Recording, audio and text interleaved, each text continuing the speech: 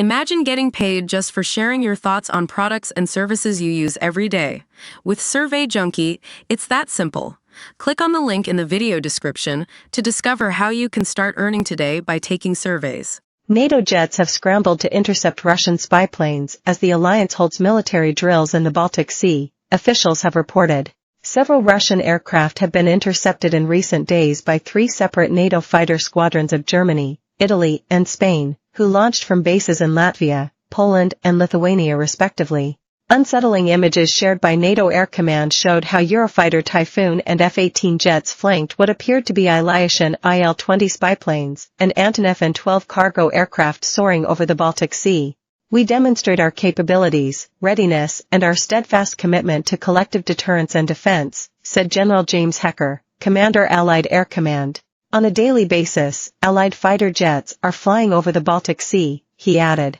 It comes as a NATO source last month said scrambles of the alliance's jets to intercept Russian aircraft approaching Allied airspace over the Baltic Sea region went up 20% to 25% in the first quarter of 2024.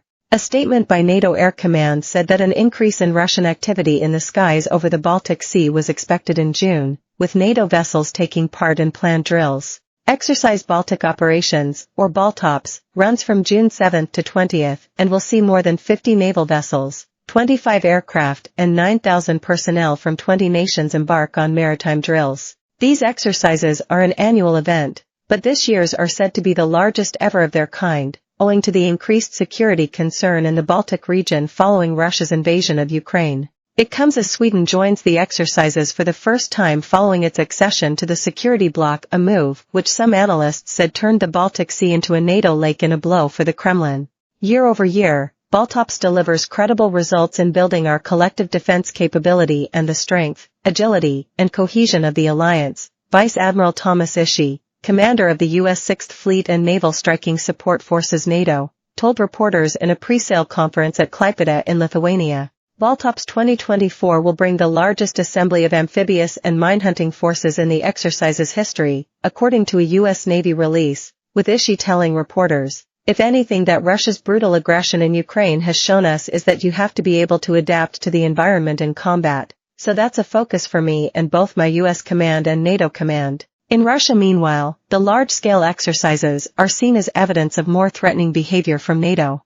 Ahead of the start of BALTOPS, head of the FSB Border Service Vladimir Kuleshov claimed NATO had increased intelligence activities in member nations bordering Russia and said the alliance was working out scenarios for conducting military operations against Russia. And one of Russia's leading Baltic experts, Nikolai Mezevich, gave an alarming interview to Moscow's Tsargrad outlet in which he claimed Western politicians were ready to start World War III in the same place where the First and Second began, referencing the possibility of a NATO attack on Russia's Kaliningrad exclave. It may well be that the exercises are some form of cover for a real military deployment, which will then go into the stage of an attack on Kaliningrad, he said. Last year, NATO said Allied fighter jets took off over 300 times to intercept Russian military aircraft, with most of the incidents occurring over the Baltic. Since then, however, NATO has noticed a change in the mix of Russian aircraft spotted close to Allied territory, the source, speaking on condition of anonymity, told Reuters. Unlike in the past, Western pilots these days rarely detect any Russian fighter jets or strategic bombers approaching Allied airspace, and most intercepts now involve surveillance aircraft or sometimes transport planes, the source said. It is not clear why Russia has changed its behavior, but there is an assumption that Moscow needs its bombers and fighter jets in Ukraine as fighting there has been growing in intensity, the source added. NATO says Russian military aircraft have a history of not transmitting a transponder code indicating their position and altitude, not filing a flight plan, and not communicating with air traffic controllers. Following Russia's full-scale invasion of Ukraine in February 2022, the Western military alliance ramped up its presence.